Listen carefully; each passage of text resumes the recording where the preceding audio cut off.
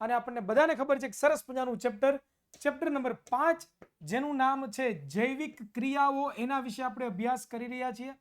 અને વિદ્યાર્થી મિત્રો, આજના લેક્ચરમાં વહનની આપણે વાતચીત કરતા હતા. આપણને આમ તો ઘણા બધા લેક્ચરથી વહનની વાતચીત કરીએ છીએ. આજે પણ હજી વહનની જ વાતચીત કરવાની છે. અને આજના લેક્ચરમાં આપણે શું શીખવાના છીએ તો કે આજના લેક્ચરમાં વિદ્યાર્થી મિત્રો વનસ્પતિઓમાં વહન, શેના વિશેની ચર્ચા કરવાના છીએ? એટલે કે વનસ્પતિઓમાં વહનની ચર્ચા કરવાના છીએ. આપણે મનુષ્યની અંદર તો વહનની ચર્ચા જોઈ કે ભાઈ હૃદય આવેલું છે, હૃદય છે એ ધબકે છે, જેનાથી રુધિર છે પોતે ગતિ કરે છે, રુધિર છે બધા જરૂરી ઉત્સર્ગ દ્રવ્યો કોષોને આપે છે, કોષો પાસેથી ઘણા બધા ઉત્સર્ગ દ્રવ્યો પોતે લે છે. આ બધી ચર્ચાઓ આપણે કરી ગયા છે, એટલે આપણને હવે ખ્યાલ છે કે ભાઈ મનુષ્યમાં વહન કેવી રીતે થાય છે. તો હવે આજના લેક્ચરમાં વનસ્પતિઓમાં વહન કેવી રીતે થાય ને એના વિશે વાતચીત કરવાની છે. કારણ કે વનસ્પતિ પણ એક સજીવ છે, તો એમાં પણ આપણે વહન જોવું બહુ જરૂરી છે. 2 મિનિટનું રિવિઝન જોઈએ તો ગયા લેક્ચરની અંદર આપણે લોકોએ છે એ રુધિર વાહિનીઓ વિશે ચર્ચા કરી, જો તમને યાદ હોય તો.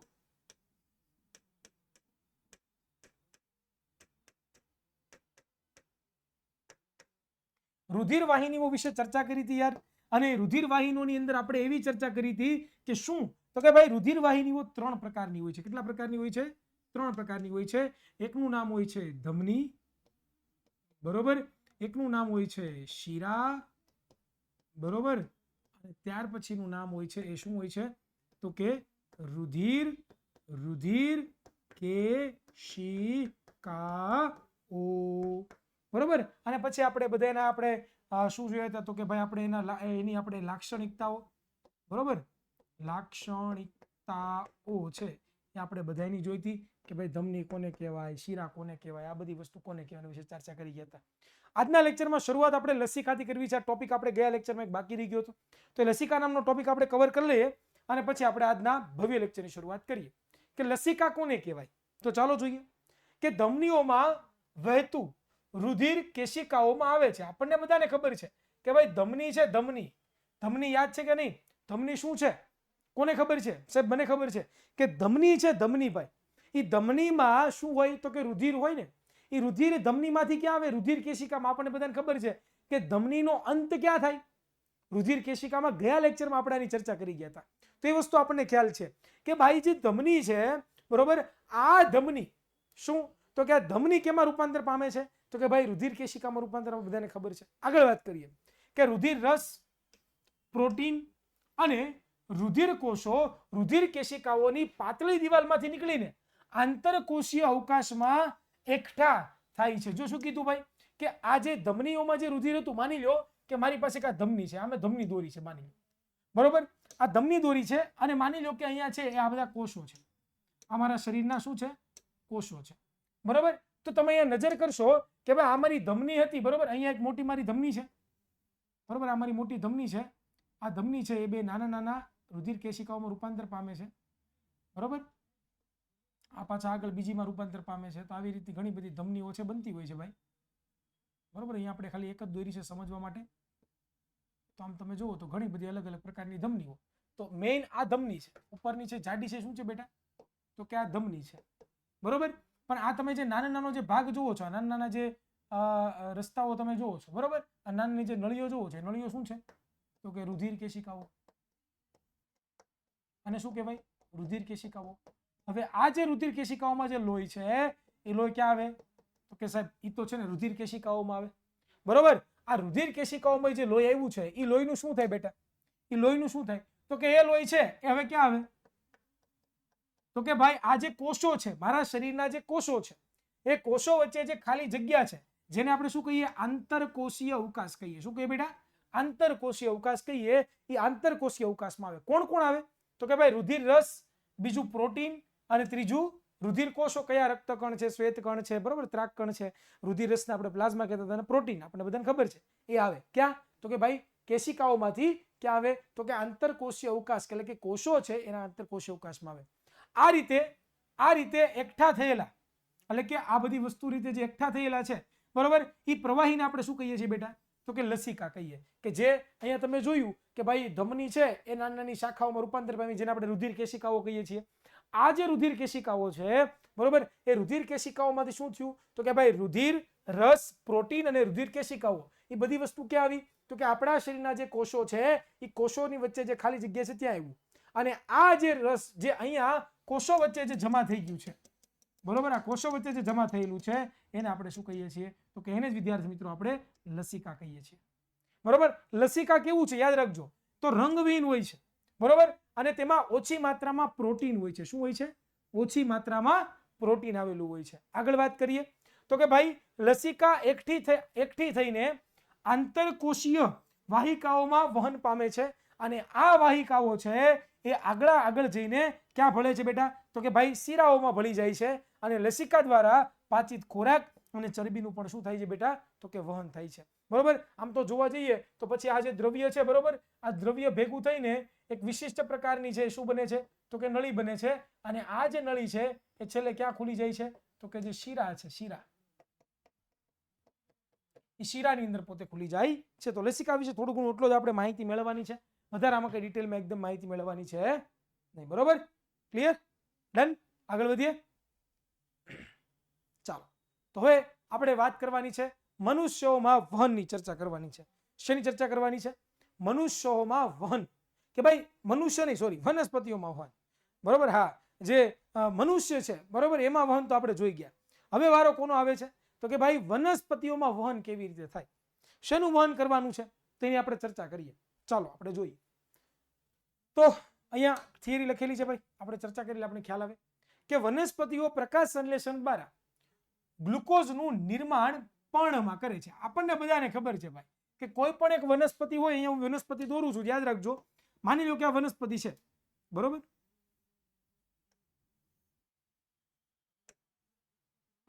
માની લો કે આ વનસ્પતિ છે.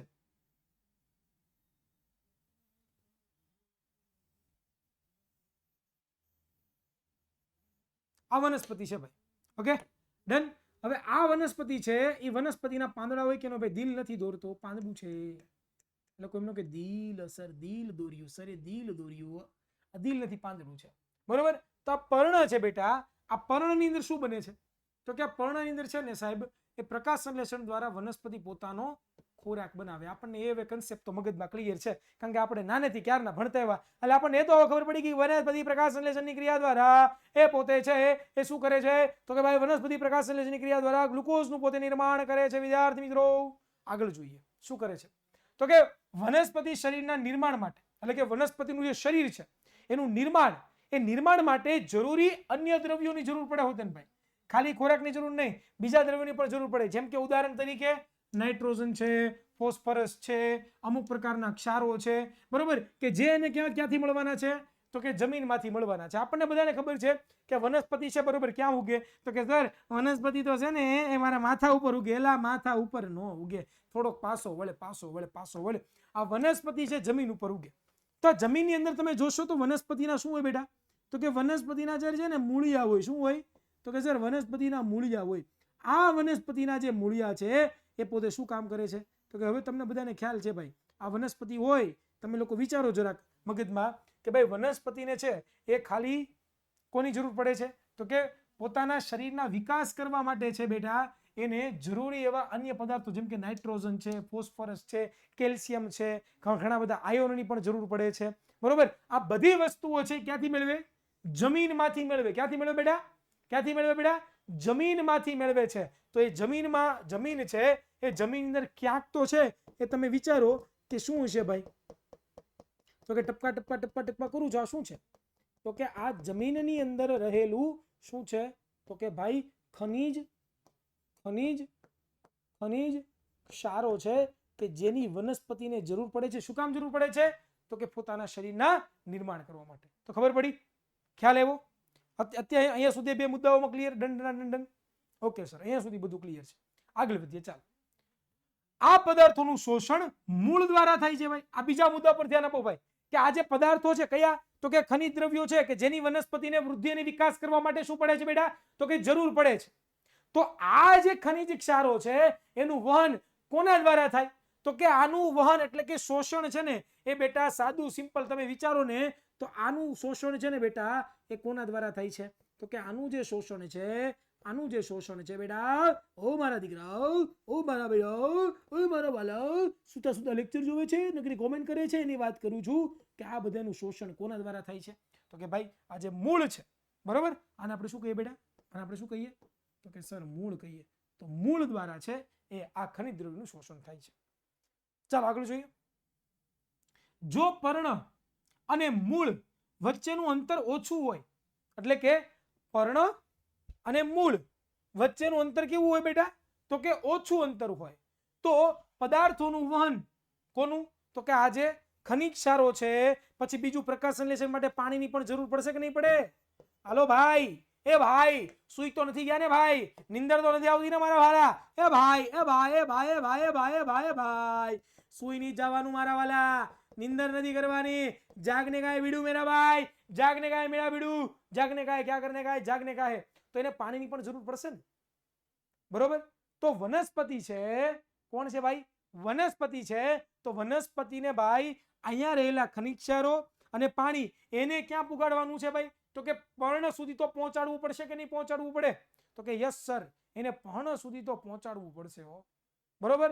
પરંતુ જો પર્ણ અને મૂળ આ બંનેની અંતર બહુ ઓછું હોય, એટલે કે નાના નાના છોડો હોય, બરોબર, એ છોડોમાં આ પદાર્થોનું જે વહન છે, આ પદાર્થોનું જે વહન છે, બરોબર, એ વહન કોના દ્વારા થાય છે?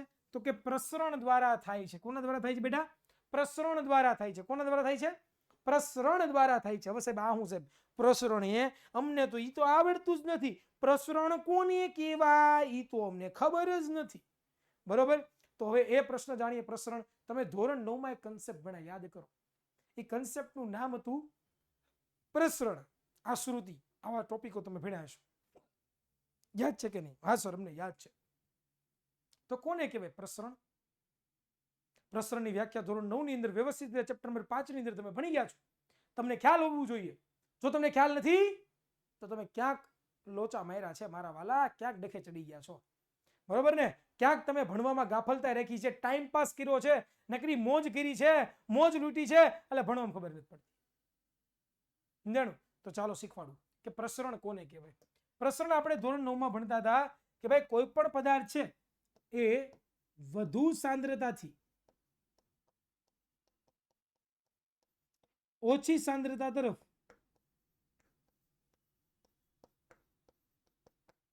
બરોબર. આ સાંદ્રતાનું બીજું નામ શું છે? તો કે સાંદ્રતાનું બીજું નામ બેટા છે ને એ સંકેન્દ્રણ પણ છે. સંકેન્દ્રણ, બરોબર. આ સાંદ્રતાનું બીજું નામ શું છે? સંકેન્દ્રણ. કે પ્રસરણ ક્યાંથી ક્યાં થાય?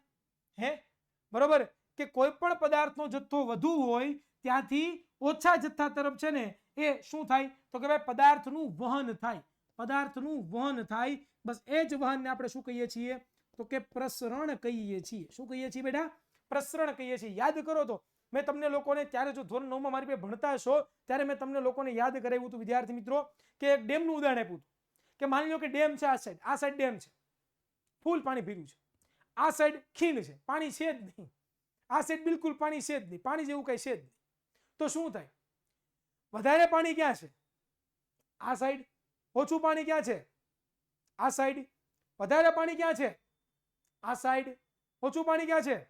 આ સાઈડ. હવે હું ડેમના દરવાજા ખોલું, ડેમના દરવાજા ખોલું કે મંગલમૈયા દરવાજા ખોલો, તો ડેમના દરવાજા જેવા ખોલું તો પાણી છે એ પોતે અહીંયાથી આમ ગતિ કરશે કે પછી નીચે ક્યાં કરશે? અહીંયાથી આમ ગતિ કરશે. કેમ ગતિ કરશે? ડેમ ખોલું પાણી દૂર ભાગે, મને ડર લાગે, મને ડર લાગે, ઉપરથી ડર લાગે, હું નહીં પડું, હું તો આમ દૂર ભાગું છું. એવું થાય ક્યારે? હે, એવું મનમાં વિચાર આવે ક્યારે? ગાંડા નો ગણે ભાઈ, આપણને કોઈ ગાંડા નો ગણે હે કે સાહેબ અમારે ત્યાં તો છે ને, અમારા ગામમાં તો છે ને ડેમ ખોલ્યો ને તો પાણી દૂર દૂર ભાગવા મળ્યું. કે હું ન પડું, મને તો બીક લાગે, બહુ મોટું છે, બહુ ઊંડું છે, ખીણ છે, મને તો બહુ બીક લાગે. એવું ક્યારે થાય જ નહીં, બરોબર. આ સ્વાભાવિક છે કે ભાઈ પાણીનું વહન જ્યાં વધારે પાણીનો જથ્થો છે, જ્યાં પાણીની સાંદ્રતા કેવી છે? વધારે છે, વધારે, ત્યાંથી લઈને જ્યાં પાણીની સાંદ્રતા ઓછી છે ત્યાં તરફ વહન પામશે. ખ્યાલ આવ્યો? બસ આને જ આપણે પ્રસરણ કહેતા. યાદ છે કે નહીં? યાદ છે કે નહીં ભાઈ? હે ભાઈ, હે મેરામણ, હે મેરામણ, યાદ છે કે નહીં મેરામણ તને? હા મેરામણ યાદ છે, બરોબર. તો બસ આ પ્રસરણ. તો જો હાઈટ ઓછી હોય કોની? તો કે આ પર્ણ અને આ મૂળ. હે મીરામણ તારામાં હિંમત હોય તો સલાવ ગોરી. બરોબર? હા, તો આની જ વાત કરવાની છે ભાઈ. ભાઈ મેરામણને મૂકી જો સાઈડમાં. એક ઓલો ભાઈ આવે, તમને ખબર હોત, યાદ છે? હા, એક ભાઈ આવે છે યાર, જબરદસ્ત માણસ છે. હા, એ ભાઈ જૂથ બોલે, હે મીરામણ તારામાં હિંમત હોય તો સલાવ ગોરી. તારામાં હિંમત હોય તો સલાવ ગોરી. હા, એવું જ બોલે, સેમ ટુ સેમ. આપણે દાંત કાઢીને મઠા પડી જાય, સેમ ટુ સેમ. બરોબર? હા, ચાલો તો અહીંયા ધ્યાન આપો. તો જો પર્ણ અને મૂળ વચ્ચેનું અંતર કેવું હોય? ઓછું હોય. એટલે કે છોડ હોય, નાના છોડવાઓ હોય, બરોબર, એની વાત કરીએ છીએ. તો ત્યાં જે છે એ આ પદાર્થોનું જે વહન છે, ખનિજ દ્રવ્યો, પાણી, આ બધાનું જે વહન છે એ કોના દ્વારા થાય છે? તો કે પ્રસરણ દ્વારા થાય છે. કોના દ્વારા થાય છે? પ્રસરણ દ્વારા થાય છે, સાદા પ્રસરણ દ્વારા. જો આ અંતર વધુ હોય, જો શું કીધું? જો ભાઈ આ અંતર કેવું હોય બેટા? તો કે વધુ હોય, બહુ વધારે અંતર હોય, મીન્સ કે મોટા મોટા થડ હોય, જેમ કે વડ છે, પીપળો છે, આંબો છે, મોટા મોટા જે હોય, બરોબર, એમનું અંતર વધારે હોય તો યોગ્ય વહન તંત્રની જરૂર પડે છે. અરે વાહ વાહ વાહ વાહ, ક્યા બાત હે. અને આવી વનસ્પતિઓમાં વહન બે સ્વતંત્ર પરિપથો દ્વારા થાય છે. કે ભાઈ જો, હા ભાઈ, હું મોટી વનસ્પતિ છું, ભાઈ, હું પ્રસરણ દ્વારા કઈ આવી રીતે ઓછી સાંદ્રતા ને વધારે સાંદ્રતા ને એના દ્વારા કઈ હું જમીનમાંથી કઈ ખોરાક ગ્રહણ ન કરવું. કહી દઉં છું, હું તો વડલો છું, વડલો. મને પ્રસરણ દ્વારા જમીનમાંથી પદાર્થો ખેંચવા બિલકુલ ન ગમે ભાઈ. મને તો સ્પેશિયલ વહન તંત્ર જોઈએ. એક સ્પેશિયલ પ્રકારની બે સ્વતંત્ર પરિપથો જોઈએ. તો જ મારામાં જમીનમાંથી ખનિજ ક્ષારો અને પાણીનું વહન ઉપર તરફ જાય. હા, અને અહીંયા ખોરાક જે બને છે ને, તમને કહું છું, આ ખોરાક જે બને છે ને એનું પણ વહન છે એ પ્રકાંડ, મૂળ, પર્ણના વિવિધ ભાગો, આ બધી જગ્યાએ કરાવવાનું હોય ને મારે. બસ આ બધું કોણ કરાવે? તો કે એના માટે સ્પેશિયલ વહન તંત્રની જરૂર પડે. તો તમે ધોરણ 9 ની અંદર ભણી ગયા હતા, એક વસ્તુ તમને યાદ હોય તો, બે પ્રકારની પેશી ભણ્યા હતા. એકનું નામ હતું જલવાહક પેશી અને બીજાનું નામ હતું અન્નવાહક પેશી. યાદ છે કે નહીં? આ જો ધોરણ 9 અત્યારે કાયમ લાગે. ધોરણ 9 માં જે ગેંગે ફેફે કર્યું હોય ને, મજા કરી હોય ને, નકરો ડિસ્કો કર્યો હોય ને, એ સાહેબ ને ઉલ્લુ રમાયડા, બડા મજા આયા, મેં તો પાકું નતું કર્યું, ચોરી કરીને જોઈ લીધું હતું, મને તો યાદ જ નતું, તો મને હારા માર્ક આવી ગયા. આ બધાને અત્યારે ગાંઠા વળે. અત્યારે બિચારા માથા ખાંડવાળતા હોય, હવે હાલી આંખ ઉગડી હો, આની કરતા ધ્યાન આપ્યું હોત તો સારું હતું. હવે હાલું કાંઈ સમજાતું નથી. જલવાહક ને અન્નવાહક ને બધું શું? એ બધું ક્યાં આવે? એ કેવું હોય? આવું થાય. એટલે જ તમને ક્યારેક વરાડા પાડીને તમારા સાહેબુ જો મારી પાસે ભણતા હશે તો હું કહેતો છું કે યાર આ યાદ રાખજો, આ બધી વસ્તુની જરૂર પડશે. વન બાય વન બધાની જરૂર પડશે. ખબર પડી? પણ આપણે તો આવળ અને બાવળની જાત હો, બરોબર ને? કોઈ કેમ ઉગીએ નહીં, અને ઉગીએ ત્યારે એમ કોઈને પૂછીએ નહીં. આ તો કરો, મજા આવે આવળ ને બાવળની જાત હોય તો. ચાલો અહીંયા ધ્યાન આપો ભાઈ, પાછા અહીંયા ધ્યાન આપો. બરોબર? ચાલો, તો બે પ્રકારની પેશીઓ ભણ્યા હતા તમે ધોરણ 9 ની અંદર. જો થોડું ઘણું યાદ નથી તો હું યાદ કરાવી દઉં છું. વનસ્પતિની અંદર બે પ્રકારની પેશી હોય, એક જલવાહક પેશી અને એક અન્નવાહક પેશી. જો નામ છે ને એવું જ એનું કામ છે. આ જલવાહક પેશી છે, એનું કામ શું? આ જલવાહક પેશીનું કામ શું? જલ એટલે પાણી થાય કે ન થાય? ભૂ, પાણી. તો પાણીનું અને ખનિજ ક્ષારોનું વહન કરતી જે નળી હોય એ નળીને શું કહેવામાં આવે છે? જલવાહક પેશી. સાદું સિમ્પલ યાદ રાખો નો રે કે જમીનમાંથી પાણી અને ખનિજ ક્ષારોનું મૂળથી પર્ણ તરફ વહન કરતી નળીને શું કહેવાય? જલવાહક પેશી. અન્નવાહક પેશીનું કામ શું? સાદું સિમ્પલ, પર્ણની અંદર જે ખોરાક બન્યો છે, પર્ણ છે, આ પર્ણમાં બનેલો જે ખોરાક છે, આ ખોરાકનું વહન છે એ વનસ્પતિના વનસ્પતિના વિવિધ ભાગો સુધી પોતે પહોંચાડવાનું કાર્ય કરે છે. ડન? ક્લિયર? હવે તો તમારા મગજમાં કન્સેપ્ટ એકદમ ક્લિયર કટ હશે મારા બાળકો. 100% ક્લિયર ને? ચાલો પોલ કરીએ. પોલ કરીએ એટલે આપણને ખ્યાલ આવે કેટલું તમને આવડે છે ને કેટલી તમને ખબર છે. બાકી તમને બધી બહુ ખબર તો પડે જ છે, વાતો કરવામાં મજા મસ્તી કરવામાં ખબર તો બધી બહુ પડે જ છે, મને ખ્યાલ જ છે, બરોબર? પણ એ ખબર પડે ને કે ભણવામાં કેટલું જ્ઞાન છે.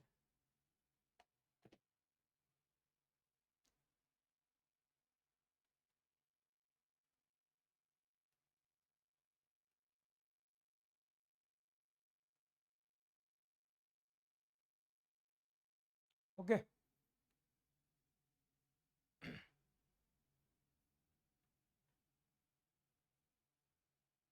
Very good. ચાલો વેરી ગુડ, આગળ વધીએ.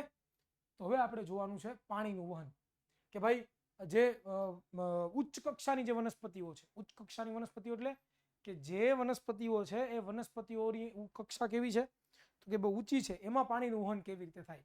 તો ચાલો જોઈએ કે પાણીનું વહન, કે ભાઈ પાણીનું વહન છે એ કેવી રીતે થાય છે. તો પહેલું છે કે ભાઈ મૂળ, પ્રકાંડ અને પર્ણમાં આવેલી જલવાહક પેશીઓ એકબીજા સાથે જોડાયેલી હોય છે. આમ વનસ્પતિના દરેક અંગો સુધી એક સળંગ જળ વહન તંત્રથી જોડાયેલો હોય છે, બરોબર? અને આ વહન તંત્રમાં જળનું વહન બે પરિબળો દ્વારા થાય છે. શું કીધું ભાઈ? કે ભાઈ જે જલવાહક નળી છે, જે જલવાહિની છે ને, જલવાહિની, આ જે જલવાહિની છે, આ જલવાહિની શું કરે છે બેટા? તો કે આ જે જલવાહિની છે એ મૂળ, પ્રકાંડ અને પર્ણો જે છે, બરોબર, એની સાથે શું કરેલી છે તો કે એકબીજા સાથે જોડાયેલી છે અને વનસ્પતિના દરેક અંગો સુધી એક સળંગ જળ વહન તંત્ર શું કરે છે તો કે જોડાયેલું હોય છે. અને આ વહન તંત્રમાં જળનું વહન બે પરિબળો દ્વારા થાય. આ વહન તંત્રમાં જળનું પરિવહન કેવી રીતે થાય? બે રીતે. કઈ રીતે? ચાલો જોઈએ. પહેલું છે એ છે મૂળદાબ દ્વારા. એટલે કે મૂળના કોષો શું કરે છે તો કે ભાઈ મૂળના કોષો દ્વારા વહન થાય. ચાલો દોરીએ એટલે આપણને ખ્યાલ આવે. કે માની લો કે અહીંયા હું એક વનસ્પતિ દોરું છું, ઝાડવું.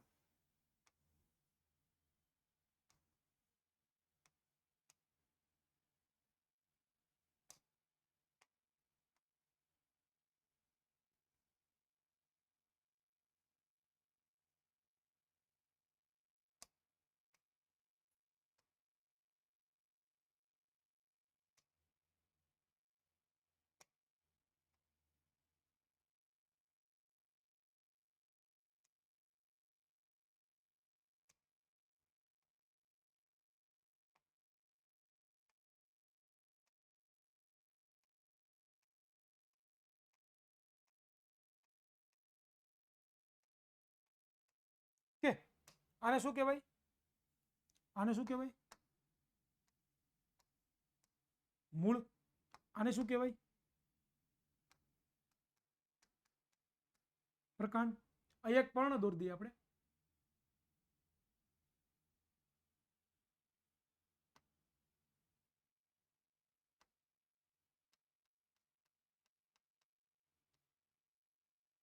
આ એક પર્ણ છે, બરાબર? આને શું કહી દઈએ આપણે? પર્ણ. ડન? તો શરૂઆત કરીએ. જો તો પહેલું મૂળદ્વાર દ્વારા છે પાણીનું વહન થાય એના વિશે ચર્ચા કરીએ. ચાલો ચર્ચા કરીએ કે ભાઈ મૂળના કોષો ભૂમિના સંપર્કમાં હોય. આપણને પહેલી મુદ્દો સમજાય કે ભાઈ આ જે મૂળના કોષો છે, આ મૂળ છે, એના કોષો હશે કે નહીં હોય? હા સર, આ મૂળ હોય એ મૂળના શું હોય તો કે કોષો હોય. આ જે મૂળના કોષો છે એ કોના સંપર્કમાં હોય છે? કોના સંપર્કમાં હોય છે તો કે મૂળના કોષો છે ને બેટા એ પોતે જમીનના પોતે સંપર્કમાં હોય છે, બરાબર? એટલી વસ્તુ ક્લિયર થઈ. બીજું, તે આયનની પ્રાપ્તિ કરે છે. કોણ? તો કે આ જે મૂળના કોષો છે, આ જે મૂળના કોષો છે, બરોબર, આ મૂળના કોષો છે એ મૂળના કોષો શું કરે તો કે ભાઈ જમીનમાં જે ઓલા ખનિજ ક્ષારો હતા ને, ખનિજ ક્ષારો, બરોબર, એને બીજી ભાષામાં આયનો પણ કહેવાય. શું કહેવાય? બીજી ભાષામાં આયનો પણ કહેવાય. તો આ જે આયનો છે, આ જે આયનો છે, બરોબર, એ આયનોનું શોષણ કોણ કરે છે? કોણ કરે છે? કોણ કરે છે? તો કે આ મૂળના કોષો છે ને, એ મૂળના કોષો આયનોનું શોષણ કરે છે. આટલી વસ્તુ ક્લિયર થઈ, મગજમાં ઉતરી કે નહીં ભાઈ? આટલી વસ્તુ ઉતરી કે નહીં મગજમાં? ઓકે સર, ચાલો આગળ વધીએ. આથી મૂળ અને ભૂમિ વચ્ચે આયન સંકેન્દ્રણ તફાવત બને છે. જો આ સમજવા જેવું છે.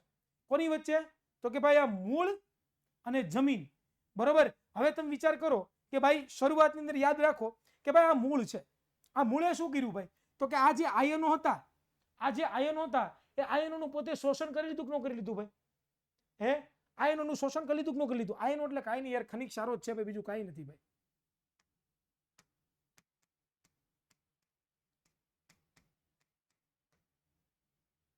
બરોબર, બીજું કાંઈ નથી, ખનિજ ક્ષારો જ છે. બરોબર, પણ આયનના સ્વરૂપમાં હોય. બરોબર, મેગ્નેશિયમના આયન હોય, પછી કેલ્શિયમના આયન હોય, નાઇટ્રોજનના આયન હોય. બરોબર, અલગ અલગ આયનો સ્વરૂપ, એટલા માટે આપણે બોલીએ.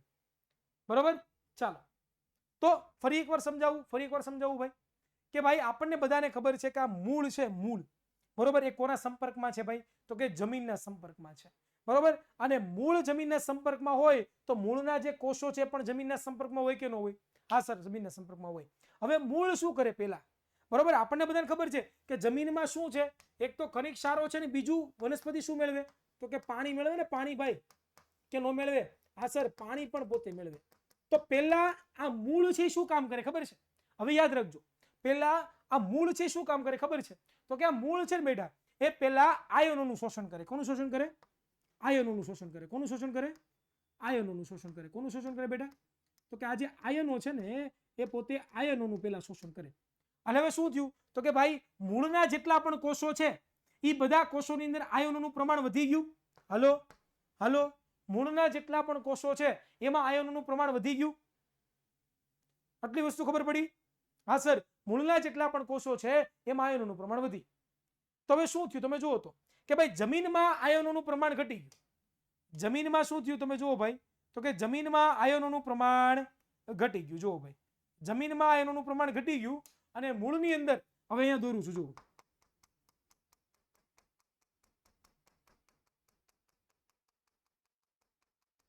મૂળની અંદર આયનોનું પ્રમાણ વધી ગયું. બરોબર, તો હવે તમે જુઓ કે અહીંયા તફાવત સર્જાણો, સંકેન્દ્રણનો તફાવત સર્જાણો કે નહીં? આયનની સંકેન્દ્રણનો તફાવત સર્જાણો કે નહીં? હા સર, આયનની સંકેન્દ્રણનો તફાવત સમજાણો. હવે આ તફાવતને દૂર કરવા માટે, શું થશે? તો કે આ તફાવતને દૂર કરવા માટે વિદ્યાર્થી મિત્રો હવે છે ને આ પાણી છે ને, આ પાણીનું શોષણ થશે. શું થશે? પાણીનું શોષણ થશે. અને આયનનો તફાવત દૂર થાય અને પાણીનું શોષણ થાય એટલે આયનનો તફાવત દૂર થાય અને ધીમે ધીમે મૂળના કોષો છે એ શું કરે? તો કે પાણી અને આયનને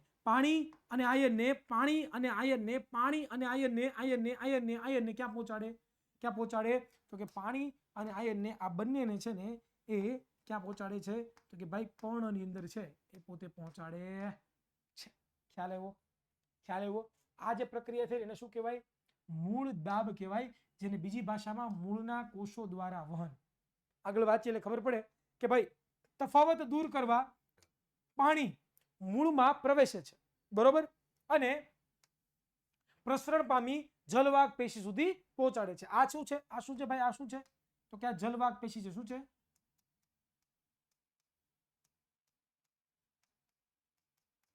આ જલવાહક પેશી છે. બરોબર, ચાલો. આમ પાણીના સ્તંભનું નિર્માણ થાય. આમાં શેનું નિર્માણ થાય બેટા? આમાં શેનું નિર્માણ થાય છે? પાણીના સ્તંભનું. એટલે કે પાણી ધીમે ધીમે શું ચડે છે? તો કે ઉપર ચડે છે. અને જે પાણીને આગળ વધારવા દબાણ છે એ પૂરું પાડે છે. અને દબાણને આપણે શું કહીએ છીએ? મૂળ દાબ કહીએ છીએ.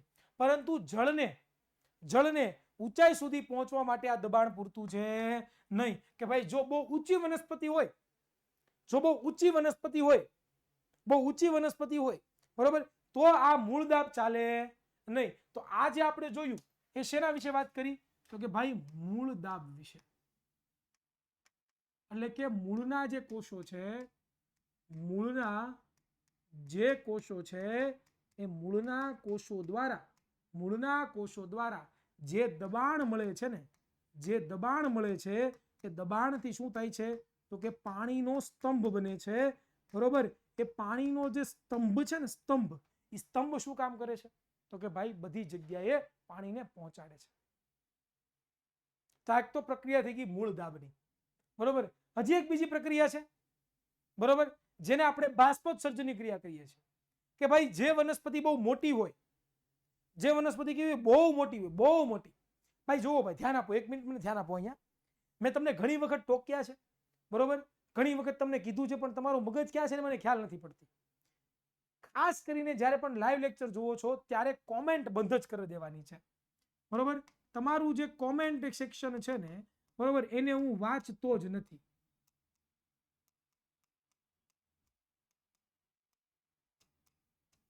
કોમેન્ટ સેક્શન હું નથી વાંચતો. શું કામ તો કે મારે ભણવામાં અભ્યાસ કરવો છે.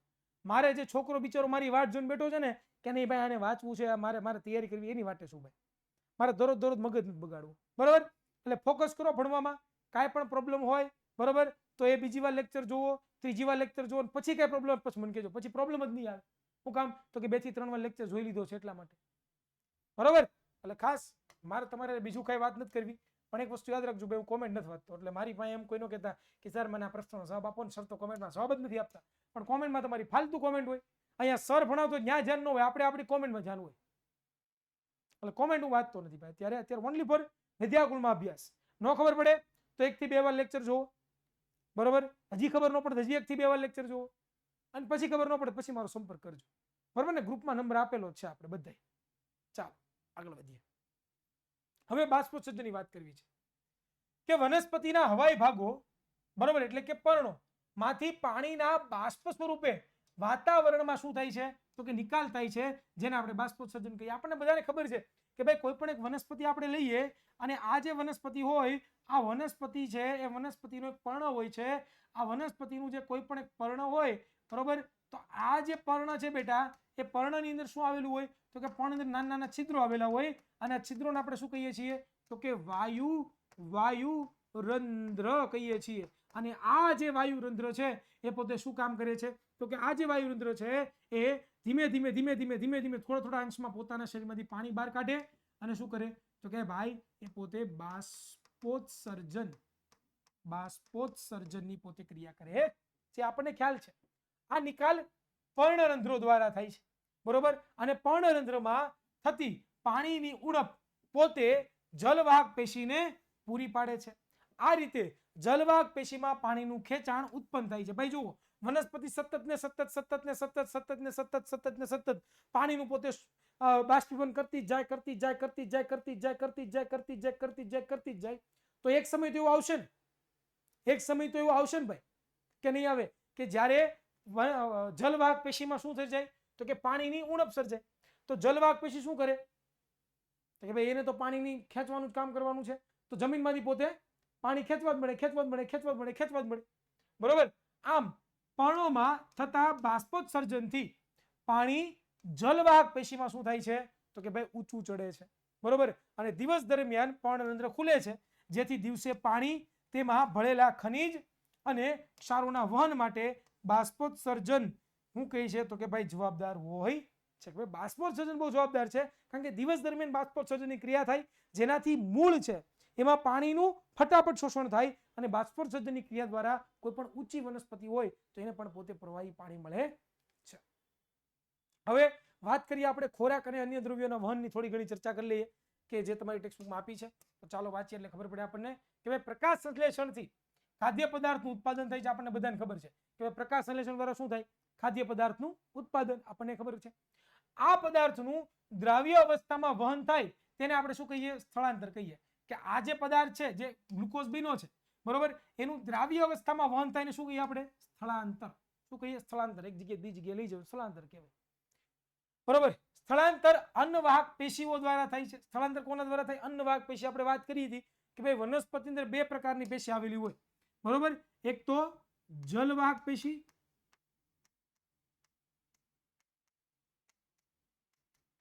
અને બીજી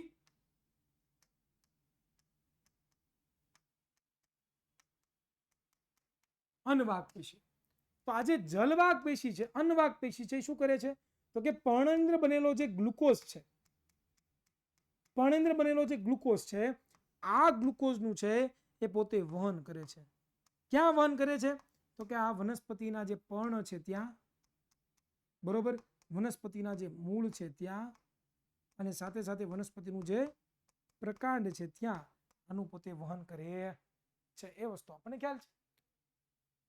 આ પેશી એમિનો એસિડ જેવા અન્ય પદાર્થોનું પણ વહન કરે છે. આ પેશી શું કરે છે? એમિનો એસિડ જેવા અન્ય પદાર્થોનું પણ પોતે વહન કરે છે.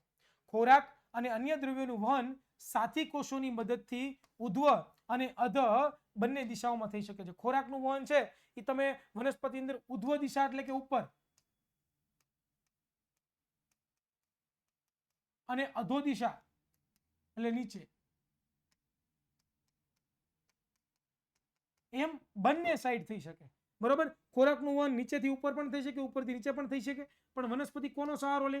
તો કે જે અન્નવાહક પેશી છે, અન્નવાહક જે પેશી છે એ અન્નવાહક પેશીની અંદર આવેલી જે જલવાહક અન્નવાહક પેશીમાં આવેલા જે સાથી કોષો છે, બરોબર, આ સાથી કોષો છે ને એ પોતે મદદ કરે. કોને? તો કે ભાઈ આ ખોરાક છે અને અન્ય પદાર્થો છે એનું વહન કોષોમાં ઉધ્વ કે અધઃ દિશામાં કરવા માટે.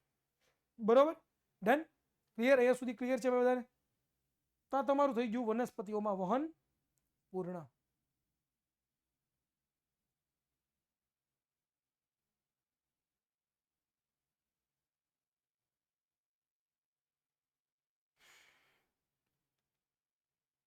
ચાલો હજી પણ આગળ થોડી ઘણી વાતચીત કરી લઈએ આપણે કે ભાઈ સુક્રોઝ જેવા પદાર્થો એટીપી ની ઉર્જાથી અન્નવાહક પેશીમાં દાખલ થાય છે.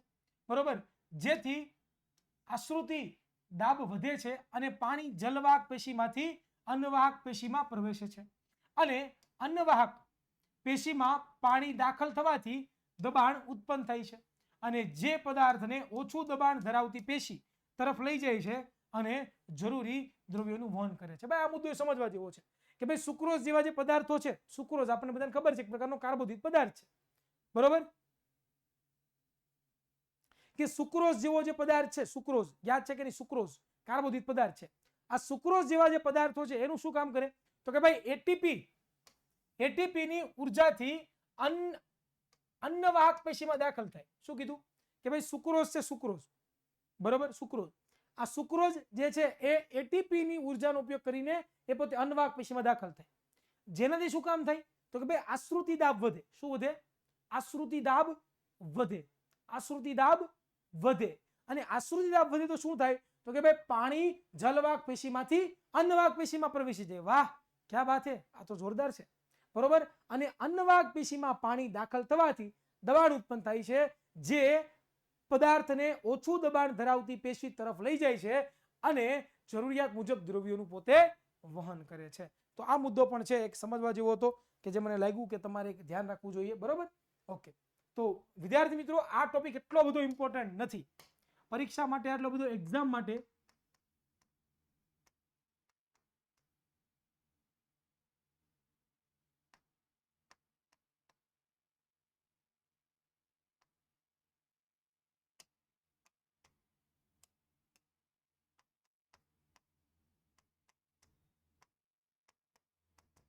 ક્યારે પણ આમાંથી સવાલ પૂછાતા નથી. આ ખાલી જસ્ટ ફોર યોર નોલેજ છે. અને હકીકતમાં હું જોવા જાઉં ને તો ધોરણ 10 ની અંદર આ બધી માહિતીઓ છે ને બહુ અધૂરી આપી છે. ડીપલીમાં નથી આપી, ડીપ અન્ડરસ્ટેન્ડિંગ વાળી નથી આપી. બરોબર, એટલે આપણે આ પ્રમાણે જ અત્યારે ભણવાનું થશે. આ ટોપિકને જો ડીપમાં ભણવા જાવ તમે તો હકીકતમાં તમારે 5 થી 6 લેક્ચરો જોઈએ. કારણ કે વનસ્પતિઓમાં વહન કઈ તમે એક નાનકડો ટોપિક મૂકી ગયો તો કઈ થવાનું નથી. વનસ્પતિઓના વહનમાં તો વિદ્યાર્થી મિત્રો 5 થી 6 લેક્ચરો જોઈએ. પણ તમારી ટેક્સ્ટબુકમાં બહુ શોર્ટમાં આપેલી વસ્તુ છે જે આપણે ભણ્યા છીએ. બરોબર, હા, એક છોકરાને કોમેન્ટ આવી, સાહેબ તમે પહેલા જેવું ડીપલી ભણાવતા નથી. કે બધી વસ્તુ ડીપલી ન ભણવાની હોય, જેમાં જરૂરિયાત હોય એની જ વસ્તુ ડીપલી ભણવાની હોય. બરોબર ને? હા, એટલે એ વસ્તુ ધ્યાન રાખવાની ભાઈ. હા, તમે હવે કોમેન્ટ કરવામાં બીજી હોય, તમને ડીપલી ક્યાંથી સમજાવવું ભાઈ? હે, ક્લિયર છે? બસ, જેથી કોમેન્ટ બંધ થઈને ભાઈ, જેથી કોમેન્ટ બંધ થઈને તેથી મને રિયલી દિલથી મજા આવવાની છે.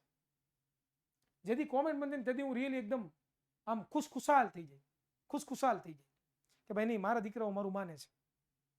પણ તમારે બંધ કરવી જ નથી, તમે શોધ નખતા. ચાલો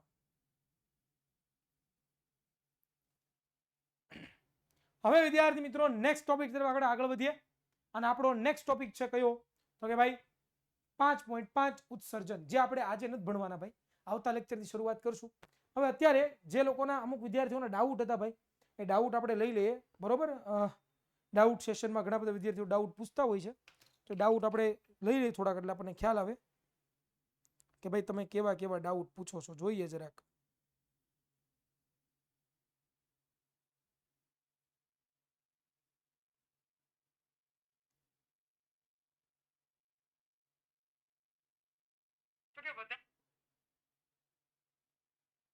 ચલો પહેલો ડાઉટ શું કહે છે, તો કે રુધિર કેશિકામાં ઓક્સિજન યુક્ત રુધિર મુક્ત થાય છે, થાય સર? હા બેટા થાય, રુધિર કેશિકામાં જ થાય. રાજેશ સરવૈયાએ પ્રશ્ન પૂછ્યો હતો 2 દિવસ પહેલા, બરોબર, કે રુધિર કેશિકામાં ઓક્સિજન યુક્ત રુધિર મુક્ત થાય. હા બેટા, રુધિર કેશિકામાં છે ઓક્સિજન યુક્ત રુધિર થાય છે. ત્યાર પછી મને એક સવાલ પૂછ્યો તો કોણે, તો કે ભાઈ જોશીએ પ્રશ્ન પૂછ્યો હતો કે સર આપણને કંઈ વાગે ત્યારે લોહી આવે છે, ત્યારે આપણે હળદર કેમ લગાવીએ છીએ? બેટા હવે તો મને ખબર નથી, બરોબર, મેં કોઈ દી લગાડી નથી એટલે મને ક્યાં ખ્યાલ નથી, બરોબર. પછી ધ્રુવીલે પ્રશ્ન પૂછ્યો, સર તા નંબર પર મોબાઈલ કરીને મંગાવી. બેટા મોબાઈલ નંબર તમને આપેલો છે ભાઈ, એ પ્રશ્ન ન કરો, બરોબર. ચાલો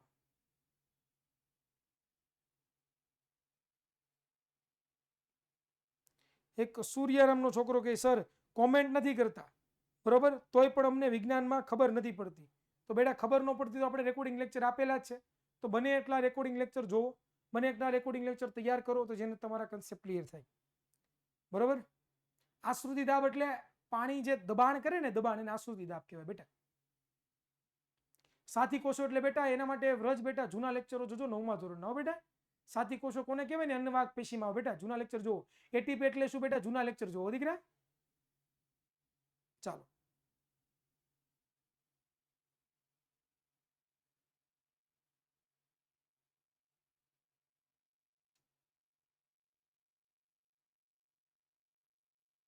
એક તિથિ પટેલ પૂછે છે કે સાહેબ ત્રાક કણ ન સમજાણો. બેટા ન સમજાણો તો જૂના લેક્ચર જોવાના બેટા, એના માટે જ આપ્યા છે.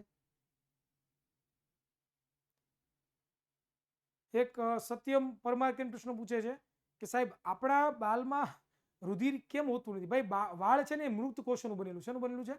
મૃત કોષોનું બનેલું છે, બરોબર, એટલા માટે. ચાલો સર ઈજા એટલે શું? આવો ભંગાર પ્રશ્ન પૂછાય, ઈજા એટલે હું? કંઈક તો શરમ કરો.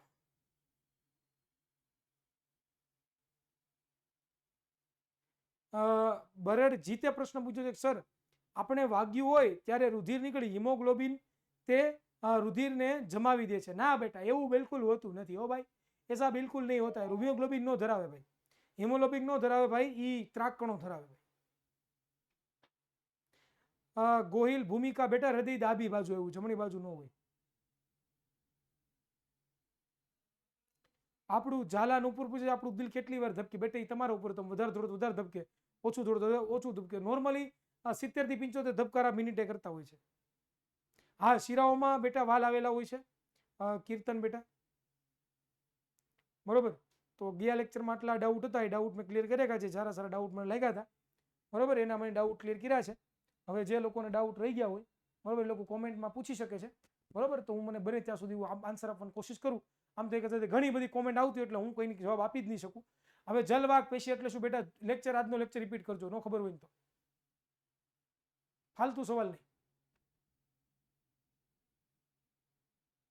એટીપી નું full form adenosine triphosphate, adenosine triphosphate.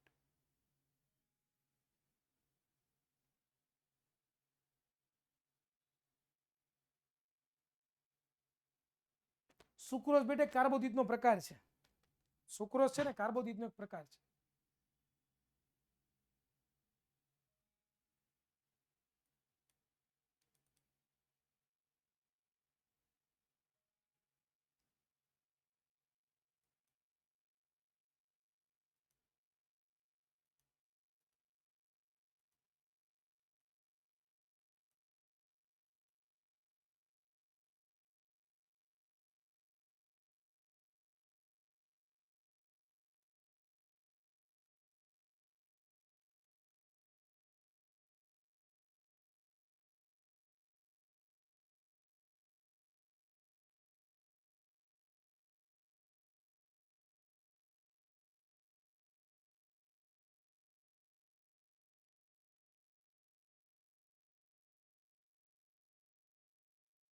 ભાઈ હું અહીંયા કોઈની કોમેન્ટ વાંચી નથી શકતો ભાઈ, બરોબર, કારણ કે ફટાફટ કોમેન્ટ ઉપર વહી જાય છે, તો તમારી વાંચવું છે કોમેન્ટ ઉપર વહી જાય, વાંચવું છે કોમેન્ટ ઉપર વહી જાય, વાંચવું છે કોમેન્ટ ઉપર વહી જાય, બરોબર. મને કોઈની કોમેન્ટ વચાતી નથી, બરોબર. તમારે કાંઈ પણ પ્રોબ્લેમ હોય તો લેક્ચર 2 થી 3 વાર જોવા, અને પછી જો ન સમજાય તો ડાઉટ સેશન આપ્યું છે એમાં મૂકી દેવા, જ્યારે હું ફ્રી પડીશ ત્યારે તમને એનો જવાબ આપી દઈશ. ઓકે, તો અહીંયા સુધી વિદ્યાર્થી મિત્રો આજે આપણે રાખવું છે.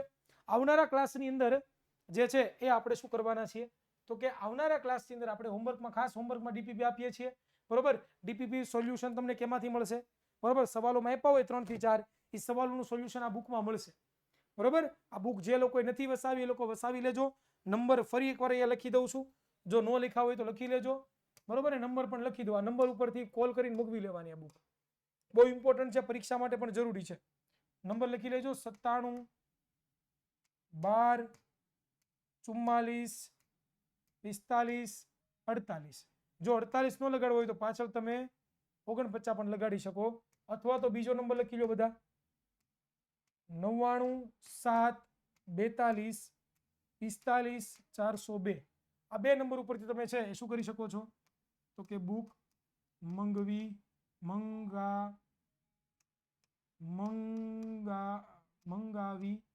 શકો, બરોબર, જેમાં તમને ડીપીપી સોલ્યુશન મળી જશે. ચાલો, તો હવે વિદ્યાર્થી મિત્રો આવનારા ક્લાસમાં મળીએ ત્યારે આપણે જોવાના છીએ શું, તો કે ઉત્સર્જન, બરોબર. અને અહીંયા સુધી આજે આપણે રાખીએ. ઘણા બધા વિદ્યાર્થીઓનો ડાઉટ રહી જતા છે, મને ખ્યાલ છે, હું જાણું છું, પણ આ તમારી કોમેન્ટ એટલી બધી આવે છે ને તો હું વાંચી જ નથી શકતો. હજી આમ હાઈ વાંચું ત્યાં વહી જાય ઉપર, પછી ઉપર વહી ગયેલી કોમેન્ટ છે પછી નીચે લાવી હોય ને તો નીચેવાળાની કોમેન્ટ બંધ કરવી પડે. હવે નીચેવાળા કોમેન્ટ બંધ ન કરે તો ઉપરવાળાની હું વાંચી ન છું. જ્યાં સુધી નીચેવાળા બંધ ન કરે ત્યાં સુધી ઉપરવાળા મને દેખાય જ નહીં. જેવું વાંચું ત્યાં ઉપર વહી જાય, જેવું વાંચું ઉપર, ઘડી ઘડી અમારે સ્ક્રોલ કરતું રહેવાનું. એટલે આ એક પ્રોબ્લેમ છે ભાઈ, એટલે હું તમારી કોમેન્ટ કોઈની વાંચી નથી શકતો. ડાઉટ સેશનમાં ડાઉટ પૂછી લેજો, નવરો પડીશ નેક્સ્ટ લેક્ચરમાં તો ત્યારે તમારા ડાઉટ સોલ્વ થઈ જશે. Bye bye, Tata, C you, thank you.